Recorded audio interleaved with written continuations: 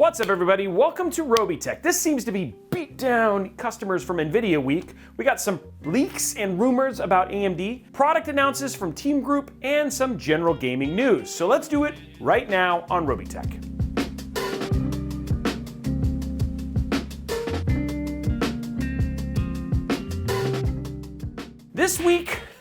This week we saw the PNY leaked two custom 4070 Ti GPUs. Not only did product images leak, which you're now seeing here on the screen, but we also have specs to go with it.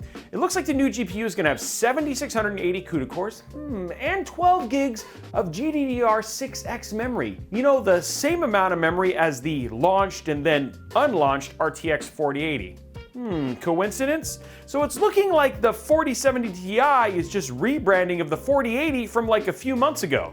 Hey customers, PNY leaked two GPUs, Verdo and the XLR8 Verdo. Both cards use triple fan setups for cooling, but the non-XLR8 version has no fancy RGB lighting and looks a little bit less thick. Now, rumor has it that these cards are set to launch on January 5th, but that's not all the 4070 Ti news this week. Oh no, we're not done yet. We also saw with the PNY cards leaking, but Geekbench had the first appearance of the 4070 Ti showing up in one entry. It looks like everything for the PNY leak is absolutely correct and confirms that the 7680 CUDA cores and 12 gigabytes of memory, but also goes one step further and lets us know that the maximum clock speed is 2730 megahertz. Now, the card scored a tad bit better than the RX 7900 XTX from AMD, but again, we're just gonna have to wait to see what the final numbers are. Now, the biggest surprise is the gap between the 4070 Ti and the already released 4080.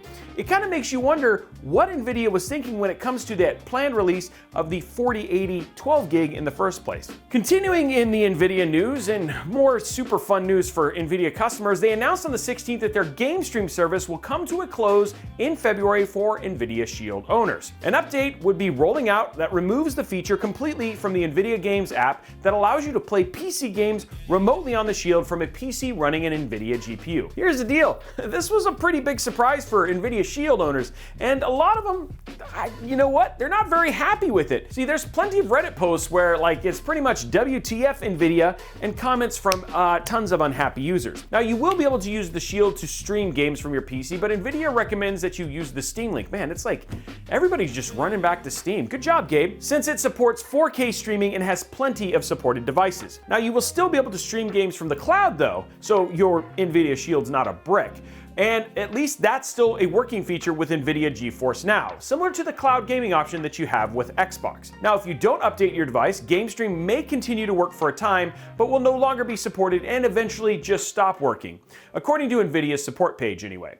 Now, the Shield didn't take off as much as Nvidia may have hoped, and constantly rolling out updates to support newer GPUs, drivers, and games probably wasn't worth it for them in the long run. This still leaves a lot of users out in the cold when this was a feature that sold them on the device. Since then, products like Steam Deck and other game streaming devices and services have come out and perform the same or even better. So it's just a matter of time before the whole thing is end of life. RIP. Now, we've reported a few times on specs, possible release windows, and more on the Ryzen 7000 non-X lineup, but now we've got pricing. Specs and all are great, but if it's priced too high, it doesn't really matter, does it? And I think AMD's really focused on pricing right now. Well, it looks like the rumors about the pricing come from leaks after slides from a presentation showing everything we would ever want to know about the lineup. We've got three SKUs from the 7600, the 7700, and the 7900. Core and thread counts go from 612 to 816 and finally to 1224 with speeds of 5.1 gigahertz all the way up to 5.4 gigahertz. The entry point in terms of pricing, and this is the interesting, is for the 7600 we're talking $229, which for a 6-core 12-thread CPU capable of 5.1 gigahertz with a 65-watt TDP looks like a pretty solid price point. From there, basically each SKU jumps to $100 in price. So the 7700 is $329 and the 7900 is $429. Honestly, compared to like their X counterparts, pricing looks to be solid across the board when the 7700X is $399 and the 7900X is $549.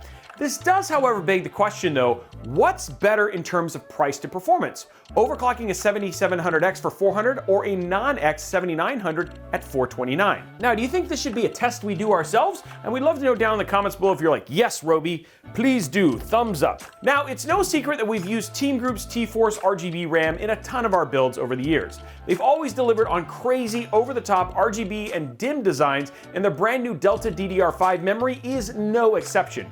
Now, the Delta memory has a bit of a boomerang or flying V or maybe a flying T shape to it with jagged edges for its RGB goodness that wraps around from edge to edge for 120 degrees of the rainbow spectrum glory. It comes in 3 different speeds, 5200 MHz, 5700 mega transfer, and 6600 MHz, whichever way you want to say it, which means it's no slouch in performance whether you say mega transfer or megahertz. No, it's not 8 bajillion megahertz like that G-Skill RAM that's like record breaking that we've covered in the past. And by the way, TeamGroup does have 7800 megahertz RAM, which we're testing here recently. But what it does have that we love is AMD's EXPO support, which allows for easy one-click overclocking of your memory with AMD Ryzen optimized profiles for the best performance and experiences with AMD's new platform. Even though overclocking your RAM hasn't ever been difficult to do in the past, if you were wary of doing it because you were afraid your system wouldn't boot or you'd run into issues at some point, worry no longer since the EXPO profiles were designed with Ryzen in mind. See, here's the deal. Everybody needs easiness, and it's nice to see AMD add that in finally. Though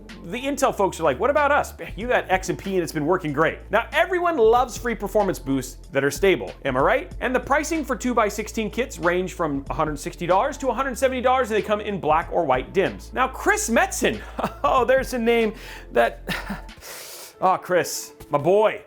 He is back! Back in 2016, Chris Metzen, World of Warcraft's original creative director and the voice of Thrall, which I did not know, retired from Blizzard to pursue some personal projects with a tabletop RGB. But now, he comes out of retirement and back to Blizzard and, of course, Warcraft. I mean, I wonder if there was a ceremony. I mean, because the way he used to come in at BlizzCon was so awesome. Anyway, according to a tweet from the Warcraft franchise's GM, John Haidt, Metzen will be returning as the creative advisor for the Warcraft leadership team.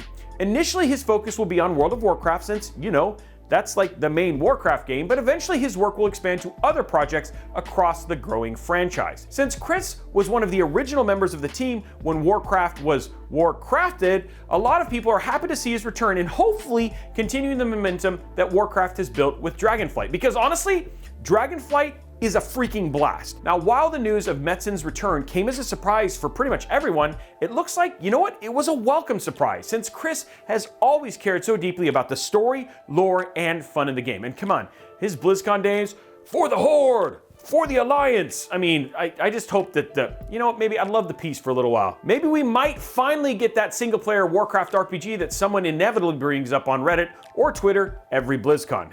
But who knows if Twitter's still gonna be here by the time the next BlizzCon comes around. Keep going, Elon. Okay, Fortnite has been in the news a lot lately, especially with its insane update that overhauled the look of the game when it updated to Unreal 5.1. But this week, it's not great news for Epic Games. See, they've been entrenched in a legal battle with the Federal Trade Commission for a while over COPPA, or the Children Online Privacy Protection Act, or the violations of said act, which is not a good thing. See, the FTC has filed 2 complaints. The first was about data collection and in-game voice settings for children and teens playing Fortnite.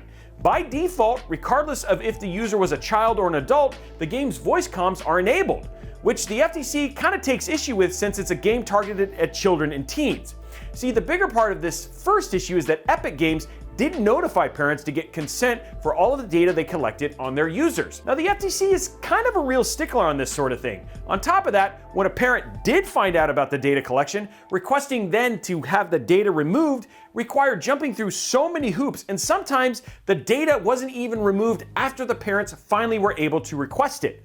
I mean, this is bad, guys, especially if you are a parent. This is not a cool thing. And when it comes to the voice chat toggle, it wasn't easy enough for users to find when it was added to the game. All of this, for just the first part of the FTC's ruling, has come to a total of $275 million in the settlement. Now, this is the largest single fine the FTC has ever levied since its inception. But unfortunately for Epic, that's not where the story ends. See, they've also been fined $245 million for the use of dark patterns in their UI design. See, dark patterns are UI elements and designs that trick or fool someone, especially a child, to unknowingly spend money or buy things in a game. See, I mean, how many times have you heard stories about someone's kid spending hundreds of dollars buying V-Bucks? Yeah, it was a problem, and it was enough times to get the FTC's attention. In response to this, Epic Games has released a statement that outlined changes to the game to rectify the issues the FTC has with Fortnite. Yay! So among those changes, there are no pay to win or pay to progress mechanics in PvP. That's a good thing. No paid random loot boxes. Again, awesome. Also, self-service refund tickets, a hold to purchase mechanic for all in-game purchases, and more. These are all good things. Parental controls are also being implemented, which have been needed, including controls accessible in the main Fortnite lobby, requiring a PIN from the parent to send or accept friend requests, yay, and daily spending limits for anyone under the age of 13. Also yay. And you know what? I know there's probably a lot of kids that are like, yeah, you know what? You don't have over crazy parents. Dude, we're doing it to protect you. So it looks like this is a step in the right direction, which it is. And the FTC has definitely made an example of Epic Games, which trust me, this barely hurt their bottom line. Well, that's it for news this week. Let me know your thoughts in the comments below. What are your thoughts on the RTX 4070 Ti? Is the pricing of the Ryzen 7000 non-X enough to get you to take the plunge on next-gen Ryzen? And would you even want a non-X? What do you think about Epic Games being fined over $500 million for COPPA violations? Ooh, I'm looking forward to the spicy comments on that one. Well, anyway, let me know all that in the comments below. Now, while you're down there, make sure you go ahead and tap that like and subscribe button, and right while you're there, go ahead and turn on notifications so you don't miss another video like this. Now, be sure to check out our live streams either over on youtube.com/Robeytech Live or over here at twitch.tv/Robeytech, where we have streams every Tuesday, Thursday, and Saturday for amazing epic builds and PC giveaways that we do on live streams as well. Also, before you go, why not head over to your favorite social media platform and give us a follow. We're on Twitter, Instagram, TikTok, Facebook, and of course, we also over at discord.gg/Robeytech, where you can go and talk to other tech and PC enthusiasts about all of these news stories, and you know what? You might make a friend. Anyway, guys, that is it for this video. We hope you enjoyed watching, and we look forward to seeing you on the next one.